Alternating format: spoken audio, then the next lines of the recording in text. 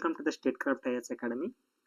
ಇವತ್ತಿನ ವಿಡಿಯೋದಲ್ಲಿ ನಾವು RBI ದಿಂದ ಅಂದರೆ ರಿಸರ್ವ್ ಬ್ಯಾಂಕ್ ಆಫ್ ಇಂಡಿಯಾದಿಂದ ಅಸಿಸ್ಟೆಂಟ್ ಪೋಸ್ಟ್ಗೆ 650 ಪೋಸ್ಟ್ಗೆ ಕಾಲ್ ಫಾರ್ಮ್ ಆಗಿದೆ, ನೋಟಿಫಿಕೇಶನ್ ಬಿಟ್ಟಿದ್ದಾರೆ. ಇದಕ್ಕೆ ಯಾರ್ಯಾರು ಎಲಿಜಿಬಲ್ ಇದ್ದೀರಾ, ಸ್ಯಾಲರಿ ಸ್ಟ್ರಕ್ಚರ್ ಹೇಗಿದೆ,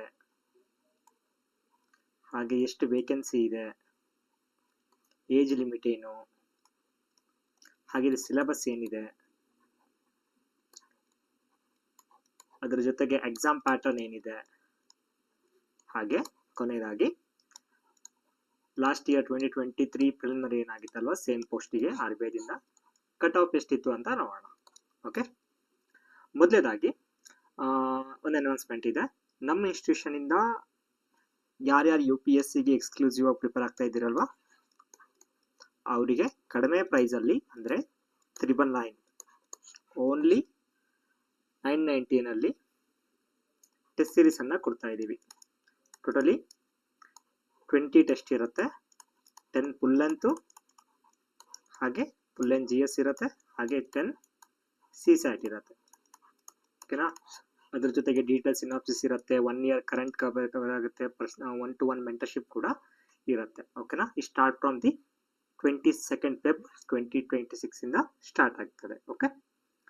ಓಕೆ, ಮೊದಲೇದಾಗಿ ಅಪ್ಲಿಕೇಶನ್ ಡೇಟ್ ಆಲ್ರೆಡಿ ನಿನ್ನೆಯಿಂದ ವಿಂಡೋ ಓಪನ್ ಆಗಿದೆ, Feb 16 ಇಂದ. ಇದು ಲಾಸ್ಟ್ ಡೇಟ್ ಬಂದ್ಬಿಟ್ಟು ಏಪ್ರಿಲ್ 11, ಸಾರಿ ಲಾಸ್ಟ್ ಡೇಟ್ ಬಂದ್ಬಿಟ್ಟು March 8. ಓಕೆ, March 8ಗೆ ಲಾಸ್ಟ್ ಡೇಟ್ ಇದೆ. ಯಾರ್ಯಾರು ಎಲಿಜಿಬಲ್ ಇದ್ದೀರಲ್ವಾ ತಪ್ಪದೆ ಅಪ್ಲೈ ಮಾಡಿ. ಯಾವುದೇ ಕಾರಣಕ್ಕೂ 1 ಡೇ ಅವ್ರ ಲಾಸ್ಟ್ ಡೇ ಅಥವಾ 1 ಡೇ ಬಿಫೋರ್ ಇಟ್ಕೊಳಕ್ ಹೋಗ್ಬಿಡಿ, ಸರ್ವರ್ ಇಶ್ಯೂ ಆಗುತ್ತೆ, ನಿಮ್ಗೆಲ್ಲ ಗೊತ್ತಾ ಇದೆ. ಅದಕ್ಕೆ ಇವಾಗ ಏನಫ್ ಟೈಮ್ ಇದೆ. ಯಾರ್ಯಾರು KPSC ಅಥವಾ KE ಪ್ರಿಪೇರ್ ಆಗ್ತಾ ಇದ್ದೀರಾ, ಸ್ಟೇಟ್ ಲೆವೆಲ್ ಎಕ್ಸಾಮಿನೇಷನ್ಗೆ apart from the UPSC notification ಇಲ್ಲ, ಸೊ ಅದೆಲ್ಲ ತಲೆಯಲ್ಲಿ ತೆಗೆದ್ಬಿಟ್ಟು ಈಗ ಸದ್ಯಕ್ಕೆ ನಮ್ಮ ಮುಂದೆ ಏನು ಅಪರ್ಚುನಿಟಿ ಇದೆಯಲ್ಲ ಅದನ್ನ ಗ್ರ್ಯಾಬ್ ಮಾಡ್ಕೊಳ್ಳೋದು ನೋಡ್ಕೊಳ್ಳಿ. ಅದರಲ್ಲಿ ಇದು ಒಂದು ಅಪರ್ಚುನಿಟಿ. ಓಕೆ, ಅದಾದ್ಮೇಲೆ ಇವರು ಮೆನ್ಷನ್ ಮಾಡಿ ಟೆಂಟೇಟಿವ್ ಡೇಟ್ ಅನ್ನು ಮೆನ್ಷನ್ ಮಾಡಿದ್ದಾರೆ. Preliminary examination probably held in April 11ಗೆ ಆಗ್ಬೋದು. ಹಾಗೆ ಯಾರ್ಯಾರು ಪ್ರಿಲಿಮಿನರಿಯಿಂದ ಮೇನ್ಸ್ ಕ್ವಾಲಿಫೈ ಆಗ್ತಿರಲ್ವಾ, ಮೇನ್ಸ್ ಎಕ್ಸಾಮ್ ಅನ್ನ June 7. ಓಕೆ, ಇದು ತಾತ್ಕಾಲಿಕ ಅಷ್ಟೇ, ಇದು ತಾತ್ಕಾಲಿಕ, ಮುಂದೆ ಚೇಂಜ್ ಆದ್ರೂ ಆಗ್ಬೋದು, ಬಟ್ ಇದೇ ಡೇಟಿಗೆ ನಡೆದ್ರು ನಡೀಬಹುದು. ಓಕೆ, ನೆಕ್ಸ್ಟ್ ವೇಕೆನ್ಸಿ ಅಂತ ನೋಡಿದಾಗ ಯಾರ್ಯಾರು ಅಂದ್ರೆ ಓವರ್ ಆಲ್ ಇಂಡಿಯಾ, ಇದು RBI ಆಗಿದ್ರಿಂದ ಎಂಟೈರ್ ಇಂಡಿಯಾದಲ್ಲಿ ವೇಕೆನ್ಸಿ ಇದೆ. ಯಾರ್ಯಾರು ಕರ್ನಾಟಕದಿಂದ ಅಪ್ಲೈ ಮಾಡ್ಬೇಕಂತ ಇದ್ದೀರಲ್ವಾ, ವೇಕೆನ್ಸಿ ಅಂತ ನೋಡಿದಾಗ ಬೆಂಗಳೂರಿಂದ ನೋಡಿದಾಗ ST ಅವರಿಗೆ ಟೋಟಲಿ 3 ಸೀಟ್ಸ್ ಇದೆ, OBC ಅವರಿಗೆ 9 ಸೀಟ್ ಇದೆ, EW ಇವರಿಗೆ 2 ಸೀಟ್ಸ್ ಇದೆ, ಜನರಲ್ ಕ್ಯಾಟಗರಿ ಅವರಿಗೆ 10 ಸೀಟ್ಸ್ ಇದೆ. ಟೋಟಲಿ 24 ಸೀಟ್ಸ್ ಇದೆ. ಓಕೆ, ಟೋಟಲಿ 24 ಸೀಟ್ಸ್ ಇದೆ. ಒಂದ್ ವೇಳೆ ಕರ್ನಾಟಕದವರು ಕೂಡ ಬೇರೆ ಸ್ಟೇಟ್ ಅಲ್ಲಿ ಕೂಡ ಅಪ್ಲೈ ಮಾಡಬಹುದು, ಬಟ್ ಅಲ್ಲಿ ಲ್ಯಾಂಗ್ವೇಜ್ ಟೆಸ್ಟ್ ಇರುತ್ತೆ ಒಂದು, ಆ ಟೆಸ್ಟ್ ಅನ್ನ ಪಾಸ್ ಮಾಡ್ಬೇಕಾಗತ್ತೆ. ಅಲ್ಲಿ ಟೆಸ್ಟ್ ಏನು ಅಂತ ನಾನು ಮುಂದೆ ಹೇಳ್ತೀನಿ ನಿಮಗೆ. ಓಕೆ, ಇವಾಗ ಏಜ್ ರಿಲ್ಯಾಕ್ಸೇಷನ್ ಯಾರ್ಯಾರಿಗೆ between the 20 to 28. Okay, between the 20 to 28 ಇಲ್ಲೂ ಕೂಡ ಏಜ್ ರಿಲ್ಯಾಕ್ಸೇಷನ್ ಇರುತ್ತೆ. ಇದು 28 ಬಂದ್ಬಿಟ್ಟು GM ಕ್ಯಾಟಗರಿ ಅವ್ರಿಗೆ. ಏಜ್ ರಿಲ್ಯಾಕ್ಸೇಷನ್ ಅಂತ ಬಂದಾಗ SC, other backward person with benchmark disability, X service men ಅವರು ಕೂಡ certain kind of age relaxation ಇರುತ್ತೆ. ಇಲ್ಲಿ ನೋಡಿದಾಗ ಅಪ್ ಟು 5 years ತನಕ ಇದೆ, ಅಂದ್ರೆ ದೇ ಕ್ಯಾನ್ 33 years ಒಳಗಡೆ ಇದ್ರೆ they can apply for this post. If you are in OBC category up to 31 years ತನಕ ಇರುತ್ತೆ. Person with benchmark disability ಇದ್ರೆ ಬೈ 10 years ಇರುತ್ತೆ. Okay, depends on the different category ಅದ್ರ ಮೇಲೆ. If you are general category 10 years age relaxation, if you are belongs to OBC ಆದ್ರೆ 13 years, if you are belongs SC or ST 15 years. Okay, ex service men ಆದ್ರೆ maximum 50 years ತನಕ age relaxation ಇದೆ. Okay, ಹಾಗೆ widow's divorce ಕೂಡ ಅವ್ರಿಗೆ ಕೂಡ 35 to 40 years. 35 years if you are a GM category, if you are SC ST you have a 40 years age relaxation. Okay, ಇದಾದ್ಮೇಲೆ next ಇನ್ನೊಂದೇನಿದ್ರೆ education qualification. ಯಾರ್ಯಾರು minimum any degree, okay, ಏನು humanity background ಇಂದಾನೆ ಆಗ್ಬೇಕು, science background ಇಂದಾನೆ ಆಗ್ಬೇಕು ಆ ಥರ ಏನಿಲ್ಲ. ಇಫ್ ಎನಿ ಡಿಗ್ರಿಯಲ್ಲಿ 50% ಆಫ್ ಮಿನಿಮಮ್ ಮಾರ್ಕ್ಸ್ ಇದ್ರೆ ಪಾಸ್ ಆಗಿದ್ರೆ you are eligible to this post. Okay, ಇದಾದ್ಮೇಲೆ ನೆಕ್ಸ್ಟ್ ಸ್ಕೀಮ್ ಆಫ್ ಸೆಲೆಕ್ಷನ್ ಅಂದ್ರೆ ವಿಷನ್ಸ್. ಈ ತರ ಎಕ್ಸಾಮ್ ಪ್ಯಾಟರ್ನ್ ಅಂತ ನೋಡಿದಾಗ ಇದರಲ್ಲಿ 2 ಎಕ್ಸಾಮಿನೇಷನ್ ಇರುತ್ತೆ. ನಾನು ಹೇಳಿದಾಗೆ ಒಂದು ಪ್ರಿಲಿಮಿನರಿ, ಎರಡನೇದಾಗಿ mains examination. Both are multiple choice. Okay, ಇಲ್ಲಿ ರಿಟರ್ನ್ ಟೆಸ್ಟ್ ಏನಿರಲಿಲ್ಲ, both are multiple choice. Subject ಅಂತ ಬಂದಾಗ ಲ್ಯಾಂಗ್ವೇಜ್ ಇರುತ್ತೆ, English language, numeric ability, reasoning ability. ಅದರಲ್ಲಿ ನಂಬರ್ ಆಫ್ ಕ್ವಶನ್ಸ್ ಇಂಗ್ಲಿಷ್ ಅಲ್ಲಿ 30 ಇರುತ್ತೆ, ನ್ಯೂಮೆರಿಕ್ ಎಬಿಲಿಟಿಯಲ್ಲಿ 35 ಇರುತ್ತೆ, ರೀಸನಿಂಗ್ ಎಬಿಲಿಟಿಯಲ್ಲಿ 35. Totally 100 marks it carries. Okay, totally 60 minutes ಇರುತ್ತೆ. 20 20 20 1 hour exam. You will get 100 questions. Each questions carries 1 marks. Okay, ಅದಾದ್ಮೇಲೆ ನೀವು ಇದಾದ್ಮೇಲೆ ಪ್ರಿಲಿಮಿನರಿ ಎಕ್ಸಾಮ್ ಏನಾದರೂ ಕ್ವಾಲಿಫೈ ಆದರೆ ಕಟ್ ಆಫ್ ಎಷ್ಟಿರುತ್ತೋ ಅಷ್ಟು ನಿಂತ್ಬಿಟ್ಟು ಕಟ್ ಆಫ್ ಕ್ಲಿಯರ್ ಮಾಡಿದ್ರೆ then you will qualify for the mains examination. ಇದು ಕೂಡ ಮಲ್ಟಿಪಲ್ ಚಾಯ್ಸ್ ಆಗಿರುತ್ತೆ. ಇದು ಸ್ವಲ್ಪ ಅಡ್ವಾನ್ಸ್ ಲೆವೆಲ್ ಇರುತ್ತೆ.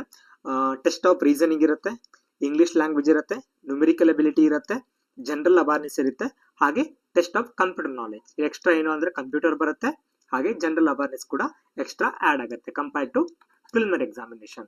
ನಂಬರ್ ಆಫ್ ಮಾರ್ಕ್ಸ್ ಕೂಡ ಜಾಸ್ತಿ ಆಗುತ್ತೆ, ಇಲ್ಲಿ ನಂಬರ್ ಆಫ್ ಕ್ವಶನ್ಸ್ ಕೂಡ ಜಾಸ್ತಿ ಆಗುತ್ತೆ.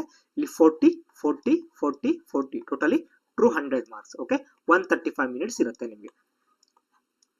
ಇಲ್ಲಿ ನೋಡಿದಾಗ 30 30 30 25 30 20 ಅಲ್ವಾ, totally you have a 135 minutes, 200 marks. ಇಲ್ಲೂ ಕೂಡ each question carries 1 marks. Okay, ಅದಾದ್ಮೇಲೆ ನಿಮಗೆ ಥರ್ಡ್ನೇದಾಗಿ ಲ್ಯಾಂಗ್ವೇಜ್ ಪ್ರೊಫೆಷನಲ್ ಟೆಸ್ಟ್ ಅಂದ್ರೆ ಲ್ಯಾಂಗ್ವೇಜ್ ಟೆಸ್ಟ್ ಅಂತ ಇರುತ್ತೆ. For example you are from ಕರ್ನಾಟಕದಲ್ಲಿ ಆಗಿದ್ರೆ ನಿಮಗೆ ಕಂಪಲ್ಸರಿ ಕನ್ನಡ ಲ್ಯಾಂಗ್ವೇಜ್ ಬರಲೇಬೇಕು, ನೀವು ಅದನ್ನ ಪಾಸ್ ಮಾಡಬೇಕಾಗತ್ತೆ. ಓಕೆ, ಇಲ್ಲಾಂದ್ರೆ ಡಿಸ್ಕ್ವಾಲಿಫೈ ಆಗ್ತೀರಾ ನೀವು. ಓಕೆ, ಒಂದ್ ವೇಳೆ ಇವಾಗ ನೆಗೆಟಿವ್ ಮಾರ್ಕ್ಸ್ ಇದೆಯಾ sir? Yes, 1/4 from the each wrong answer. Okay, there will be negative marks for the wrong answer in the objective test, both preliminary and the mains ಅಲ್ಲಿ 1/4 negative marks ಇರುತ್ತೆ ನಿಮಗೆ ಇಲ್ಲಿ. Okay, ಇದನ್ನು ತಲೆಯಲ್ಲಿ ಇಟ್ಕೊಳ್ಳಿ. Next pay scale ಏನು? ಎಲ್ಲರಿಗೂ motivation ಅಂತ ಬಂದಾಗ ಸ್ಯಾಲ್ರಿ ಅಲ್ವಾ, ನಮ್ಮ ಪೋಸ್ಟ್ ಡೆಸಿಗ್ನೇಷನ್ ಬಗ್ಗೆ ಜೊತೆಗೆ ಸ್ಯಾಲ್ರಿ ಕೂಡ ಪ್ರತಿಯೊಬ್ಬರಿಗೂ ಮ್ಯಾಟರ್ ಆಗುತ್ತೆ. ಸರ್ ಎಷ್ಟಿದೆ ಸ್ಯಾಲ್ರಿ ಅಂತ ಕೇಳಿದಾಗ ಟೋಟಲ್ ನಿಮ್ಗೆಲ್ಲ ಇನ್ಕ್ಲೂಡ್ ಆಗಿ ಇಲ್ಲಿ ಮೆನ್ಷನ್ ಮಾಡಿದರೆ ಎಲ್ಲ ಇನ್ಕ್ಲೂಡ್ ಆಗಿ ಟೋಟಲ್ ನಿಮ್ಗೆ ಸಿಗೋದೆಷ್ಟು 58,514 rupees. Okay, totally approximately 58.5K you will get as a salary in this post. ಅದಾದ್ಮೇಲೆ ನಿಮ್ಮ ಸರ್ವಿಸ್ ಎಲಿವೇಶನ್ ಅಂದ್ರೆ ಏನು ರಿಕ್ರೂಟ್ಮೆಂಟ್ ಆಗ್ತಿರಲ್ವಾ, ಬೇರೆ ಬೇರೆ ಝೋನ್ ಅಲ್ಲಿ ನಿಮಗೆ ಪ್ರಿಫರೆನ್ಸ್ ಅನ್ನ ಕೊಡಬೇಕಾಗತ್ತೆ. ಒಂದು east zone, west zone, north zone, south zone. ಯಾರ್ಯಾರು ಕರ್ನಾಟಕದಿಂದ ಇದ್ದೀರಲ್ವಾ ಅವರಿಗೆ ಸೌತ್ ಝೋನ್ ಅಲ್ಲಿ ಬರ್ತೀರಾ. ಬೆಂಗಳೂರು, ಚೆನ್ನೈ, ಹೈದರಾಬಾದ್, ತಿರುವನಂತಪುರ ಎಲ್ಲೂ ಕೂಡ ನಿಮಗೆ ಇಲ್ಲಿ ಎಲ್ಲಿ ಬೇಕಾದ್ರೂ ಪೋಸ್ಟಿಂಗ್ ಆಗ್ಬೋದು if you are selected as a south zone ಆಗಿದ್ರೆ. ಓಕೆ, ಇದು ತಲೆ ಇಟ್ಕೊಳ್ಬೇಕಾದ ಒಂದು ಪಾಯಿಂಟ್. ನೆಕ್ಸ್ಟ್ ಟೋಟಲಿ ಫೀಸ್ ಎಷ್ಟಿದೆ ಸರ್ ಅಂತ ನೋಡಿದಾಗ ಇದು KPSC ತರ KE ತರ ಏನು 750 ಅಥವಾ 500 rupees ಇಲ್ಲ. Just only if you are belongs to category like SC ST physically handicap ex service men ಆದರೆ 50 rupees ಇರುತ್ತೆ, ಪ್ಲಸ್ 18% ಆಫ್ GST ಅಂತ ಇರುತ್ತೆ. Okay, if you are belongs to general category OBC EWS ಆದರೆ 450 rupees ಇರುತ್ತೆ. Okay, plus 18+ GST ಇರುತ್ತೆ. ಒಂದ್ ವೇಳೆ ನೀವೇನಾದ್ರೂ ಫಾರ್ಮರ್ ಅಲ್ಲಿ RBI ಸ್ಟಾಫ್ ಆಗಿದ್ರೆ ನಿಮಗೆ ಚಾರ್ಜಸ್ 0 ಆಗಿರುತ್ತೆ. ಓಕೆ, ನೆಕ್ಸ್ಟ್ ಅದೇ ಹೇಳಿದ್ನಲ್ಲ, ನೀವು if you are from language test ಅಲ್ಲಿ if you are from Bengaluru ಅಲ್ವಾ, ನೀವು ಕನ್ನಡದಲ್ಲಿ ಲೋಕಲ್ ಲ್ಯಾಂಗ್ವೇಜ್ ನಿಮ್ಗೆ ಗೊತ್ತಿರಬೇಕು. ಇದನ್ನ ಮಾತಾಡ್ಲಿಕ್ಕೂ ಬರಿಬೇಕು, ಹಾಗೆ ಬರೀಲಿಕ್ಕೂ ಕೂಡ ಬರಿಬೇಕು. ಇದು ಕಂಪಲ್ಸರಿ ನೀವು ಪಾಸ್ ಮಾಡಲೇಬೇಕಾಗತ್ತೆ ಥರ್ಡ್ ಸ್ಟೇಜ್ ಅಲ್ಲಿ. Next examination, mode of examination. ಕೆಲವೊಬ್ಬರಿಗೆ ಅನ್ಸಾಗುತ್ತೆ ಕ್ವಶನ್ ಪೇಪರ್ ಕೇವಲ ಇಂಗ್ಲಿಷ್ ಅಲ್ಲಿ ಮಾತ್ರ ಇರುತ್ತಾ ಆರ್ ಹಿಂದಿಯಲ್ಲಿ ಇರುತ್ತಾ ಮಾತ್ರ ಕೇಳ್ತಿದ್ದೀರಿ. ಇಲ್ಲ, if you are from Bengaluru ಕರ್ನಾಟಕದಲ್ಲಿ ಆಗಿದ್ರೆ you can write in English, Hindi, Kannada, Konkani. ಇದು 4 ಲ್ಯಾಂಗ್ವೇಜ್ ಅಲ್ಲೂ ಕೂಡ ಎಕ್ಸಾಮಿನೇಷನ್ ಕ್ವಶನ್ ಪೇಪರ್ ಇರುತ್ತೆ. ಹಂಗಂತ ಇಂಗ್ಲಿಷ್ ಏನ್ ಕನ್ನಡದಲ್ಲಿ ಇರಂಗಿಲ್ಲ. ಇಂಗ್ಲಿಷ್ ಲ್ಯಾಂಗ್ವೇಜ್ ಪೇಪರ್ ಆಗಿದ್ರಿಂದ ಇದು ಇಂಗ್ಲಿಷ್ ಅಲ್ಲೇ ಇರುತ್ತೆ. ಉಳಿದ ಸಬ್ಜೆಕ್ಟ್ ಇದು ಕಂಪ್ಯೂಟರ್ ಇರ್ಬೋದು, ಮೆಂಟಲ್ ಎಬಿಲಿಟಿ ಇರ್ಬೋದು, ಅಥವಾ ರೀಸನಿಂಗ್ ಇರ್ಬೋದು, ಇವೆಲ್ಲ ನಿಮಗೆ ಕನ್ನಡದಲ್ಲೂ ಇರ್ಬೋದು, ಹಿಂದಿಯಲ್ಲೂ ಇರುತ್ತೆ, ಇಂಗ್ಲಿಷಲ್ಲೂ ಇರುತ್ತೆ, ಕೊಂಕಣಿಯಲ್ಲೂ ಇರುತ್ತೆ. ನಿಮ್ಗೆ 4 ಲ್ಯಾಂಗ್ವೇಜ್ ಅಲ್ಲಿ ಯಾವ್ದು ಕಂಫರ್ಟೇಬಲ್ ಅನ್ಸುತ್ತೋ ಆ ಕಂಫರ್ಟೇಬಲ್ ಎಕ್ಸಾಮ್ ಅನ್ನ ಬರೀಬಹುದು. ಓಕೆ, ನೆಕ್ಸ್ಟ್ ಇವಾಗ ನಾನು ಹೇಳಿದ್ನಲ್ಲ ಲಾಸ್ಟ್ ಇಯರ್ 2023 ಸೇಮ್ ಪೋಸ್ಟಿಗೆ ಕಟ್ ಆಫ್ ಅನ್ನು ನೋಡಿದಾಗ ನಾವು ಬೆಂಗಳೂರು ಏರಿಯಾದಲ್ಲಿ ನೋಡಿದಾಗ ಎಷ್ಟಿದೆ ಕಟ್ ಆಫ್? ಜನರಲ್ 91 ಇದೆ, EWS ಗೆ 87.25 ಇದು preliminary cut off, not mains cut off. ಇದು preliminary cut off. Out of 100 ಗೆ ಯು ಹ್ಯಾವ್ ಟು ಸ್ಕೋರ್ 91. ನೋಡಿ ಎಷ್ಟು ಕಾಂಪಿಟೇಷನ್ ಇದೆ ಅಂತ ಅಲ್ವಾ. EWS ಆದ್ರೆ 87 ಇದೆ, 2.25 ಸಾರಿ. OBC ಆದ್ರೆ 87.75 ಇರುತ್ತೆ, SC ಆದ್ರೆ ST ಆದ್ರೆ 84.75, ST ಆದ್ರೆ 84. Out of 100 you have to score approximately 91 to 95. 2023 ಅಲ್ಲೇ ಇಷ್ಟು ಕಟ್ ಆಫ್ ಇದೆ ಅಂದ್ರೆ 2026 ಅಲ್ಲಿ ಇದೀವಿ ನಾವು. 3 years ಆದ್ಮೇಲೆ ಇವಾಗ ಮೊದಲೇ ಜಾಬ್ ಕ್ರೈಸಿಸ್ ತುಂಬಾ ಇದೆ, ಎಸ್ಪೆಷಲಿ ಇನ್ ಕರ್ನಾಟಕ ಅಂತೂ ಸ್ಟೇಟ್ ಲೆವೆಲ್ ನೋಟಿಫಿಕೇಶನ್ ಇಲ್ಲದು ಕೂಡ ಉಂಟು. 1.5 2 years ಆಯ್ತು ಬಂತು. ಸೊ ಕಾಂಪಿಟೇಷನ್ ಜಾಸ್ತಿ ಇದ್ದೇ ಇರುತ್ತೆ. So prepare hard. ಅದಾದ್ಮೇಲೆ ಸಿಲೆಬಸ್ ಏನಂತ ನೋಡಿದಾಗ ನಾವು ಇದರಲ್ಲಿ ಸ್ಪೀಡ್ ಮ್ಯಾಥ್ಸ್ ಅಂತ ನೋಡಿದಾಗ simplification, approximation, series, quadratic equation ಎಲ್ಲ ಇದೆ. ಅರ್ಥಮೆಟಿಕ್ ಅಂತ ಬಂದಾಗ ಅದನ್ನ ಕೇಳ್ತೀವಿ, percentage, profit loss, simple interest, average, age, mixer, allegation, time and work, partnership, probability, permutation, combination ಎಲ್ಲ ಇದೆ.